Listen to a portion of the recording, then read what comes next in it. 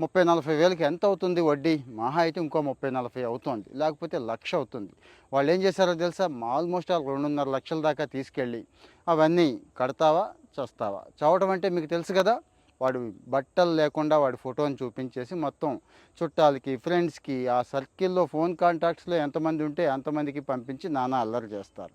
ఇది ఆ చుట్టుకుంట శ్రీనివాసరావే కాదండి. చాలామంది పిల్లలు, స్టూడెంట్స్ కూడా చేస్తున్న పనే ఇది.